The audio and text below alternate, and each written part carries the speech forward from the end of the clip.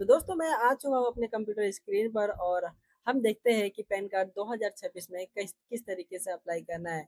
उसके लिए आपको सबसे पहले क्रोम ब्राउज़र को ओपन कर लेना है और आपको यहाँ पर सर्च करना है एनएसडीएल पैन कार्ड। और जैसे ही आपको यहाँ पर एनएसडीएल सर्च करेंगे, आपको पहले नंबर पर जो वेबसाइट दिखेगी उसी पे क्लिक कर देना है।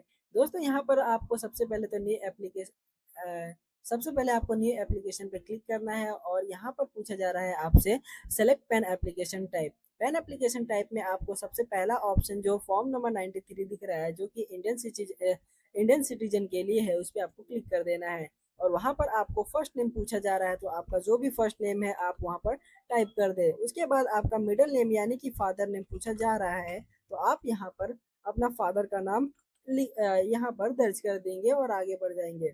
उसके बाद आपका लास्ट नेम पूछा जा रहा है यानी कि आपका सर नेम पूछा जा रहा है, तो उसको आपको इस बॉक्स में फिल करके आगे बढ़ जाना है।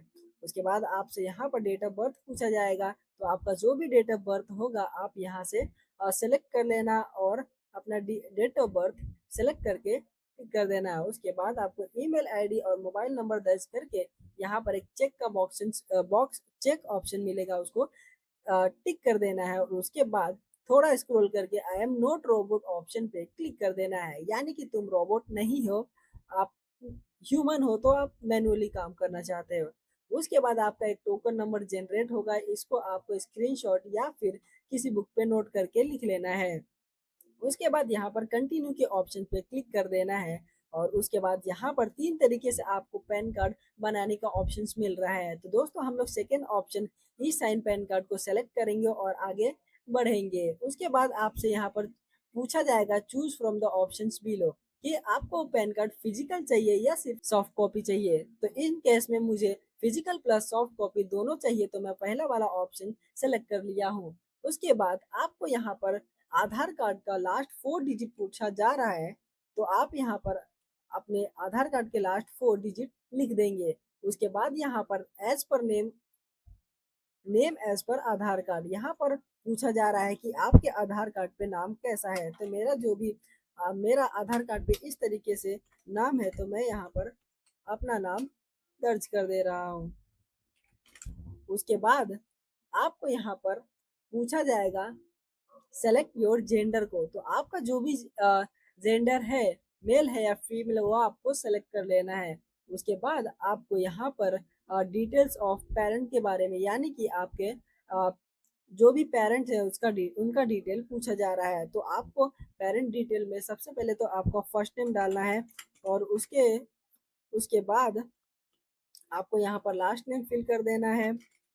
और उसके बाद आपसे एक सवाल पूछा जाएगा यहाँ पर, select parent name to be printed on the PAN card. इसका मतलब है कि आपका पैन कार्ड जो भी बनेगा उस पे आपका पेरेंट्स का यानी कि फादर नेम चाहिए या फिर मदर नेम चाहिए।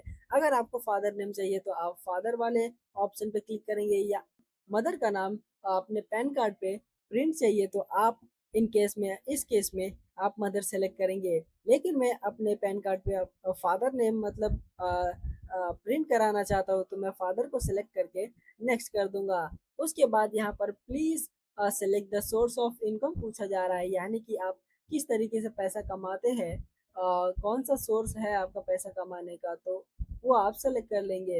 यदि आप सैलरी है तो सैलरी पे क्लिक करेंगे, बिजनेस से अगर आपको पैसा आता है तो बिजनेस सेलेक्ट करेंगे। मेरे केस में मैं एक स्टूडेंट हूँ, तो मेरा नो इनकम पे क्लिक करके मैं आगे बढ़ जाता हूँ। उसके बाद यहाँ पर पूछा जा रहा है please tick the application type, यानी कि आप ऑफिस में काम करते हो, आप ऑफिस का एड्रेस देना चाहता हो या फिर रेजिडेंस जहाँ पर रहते हो उसका एड्रेस देना चाहता है। तो मैं जहाँ पर रहता हूँ वहाँ का मैं एड्रेस देना चाहता हूँ, तो मैं रेजिडेंस के ऑप्शन पे क्लिक करके अपना एड्रेस फिल कर लेता हूँ। यहाँ पर आपको फ्लोट डूर या बिल्डिंग नंबर पूछा जा रहा है, तो मेरा बिल्डिंग का नंबर 101 है, तो मैं अपना बिल्डिंग का नंबर पूछ लिया। यहाँ पर आपका मतलब स्ट्रीट या फिर ब्लॉक का नाम पूछा जा रहा है, तो मैं यहाँ पर अपना ब्लॉक या स्ट्रीट का नाम लिख दे रहा हूँ।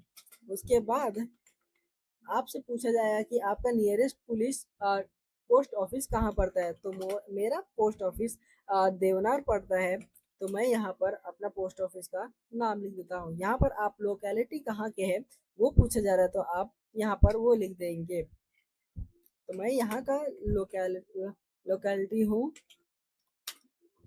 तो मैं अपना डॉक्यूमेंट यहाँ पर फिल कर ले रहा हूँ।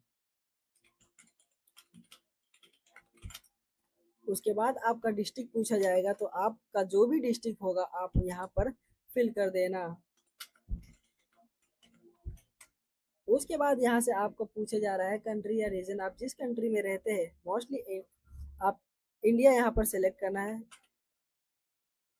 उसके बाद यहाँ पर आपसे स्टेट पूछा जाएगा, आप जिस भी स्टेट में रहते हैं वहाँ वो स्टेट आपको सेलेक्ट कर लेना है। तो मैं महाराष्ट्र से हूँ, तो फिर मैं महाराष्ट्र स्टेट सेलेक्ट कर लिया। उसके बाद आपका पिन कोड पूछा जाएगा, तो आपके एरिया का जो भी पिन कोड है वो आपको यहाँ पर दर्ज कर देना है।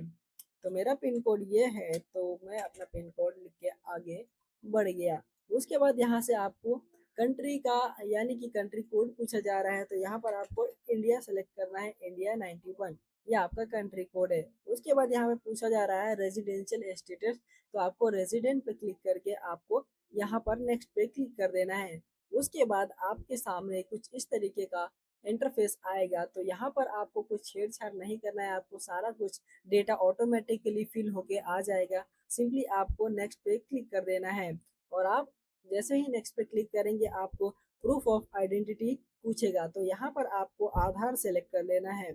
उसके बाद प्रूफ ऑफ एड्रेस पूछा जा रहा है, तो इस बॉक्स में भी आपको आधार सेलेक्ट कर लेना है। उसके बाद आपको पास प्रूफ ऑफ बर्थ पूछा जा रहा है, तो आप प्रूफ ऑफ बर्थ के लिए क्या क्या कौन कौन से डॉक्यूमेंट्स दे सकते हो। तो प्रूफ ऑफ बर्थ के लिए आप बर्थ सर्टिफिकेट दे सकते हो, लिविंग सर्टिफिकेट दे सकते हो, या फिर voter ID card, voter election card आपके पास है तो इन तीनों में से कोई एक डॉक्यूमेंट आप दे सकते हो। तो मेरे पास वोटर आईडी कार्ड है, यानी कि इलेक्शन वोटर आईडी कार्ड है, तो मैं वोटर सेलेक्ट कर लेता हूँ।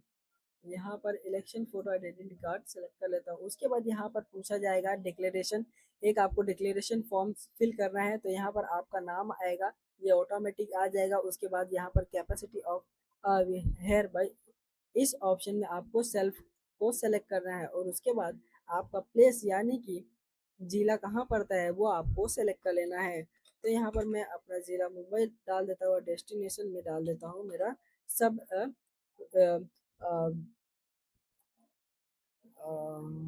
तो डेस्टिनेशन में मैं डाल देता हूँ अपना जो भी मेरा डेस्टिनेशन है वो, तो मैं मुंबई सबर्बन, ये मेरा सबर्बन, ये मेरा डेस्टिनेशन है। उसके बाद यहाँ पर आपको ऑप्शंस मिलेंगे, आपको फोटो अपलोड करना है, सिग्नेचर अपलोड करना है, और यहाँ पर आपको आधार कार्ड और आपके साथ डेट ऑफ बर्थ के लिए जो भी सपोर्टिंग डॉक्यूमेंट है आपको यहाँ पर अपलोड करके यहाँ पर सबमिट के ऑप्शंस पे क्लिक कर देना है। और आप जैसे ही सबमिट पे क्लिक करेंगे आपके सामने एक एप्लीकेशन ओपन होएगा, उस एप्लीकेशन में आपको सारा डिटेल्स चेक कर लेना है, और उसके बाद आपको प्रोसीड टू नेक्स्ट ऑप्शन पे क्लिक कर देना है। और आप जैसे ही प्रोसीड टू नेक्स्ट ऑप्शन पे क्लिक करेंगे आपको 107 रुपये का पेमेंट करना पड़ेगा, और उसके बाद आपको ऑथेंटिकेशन करना पड़ेगा ओटीपी के थ्रू। उसके बाद आपका एप्लीकेशन सबमिट हो जाएगा। तो इस तरीके से आप 2026 में अपना पैन कार्ड अप्लाई कर सकते हैं, और आप 15 से 20 दिन में आपका ये पैन कार्ड आपके दिए हुए एड्रेस पे डिलीवर कर दिया जाता है।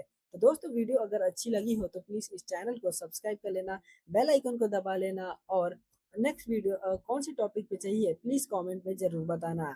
Thank you for watching this video.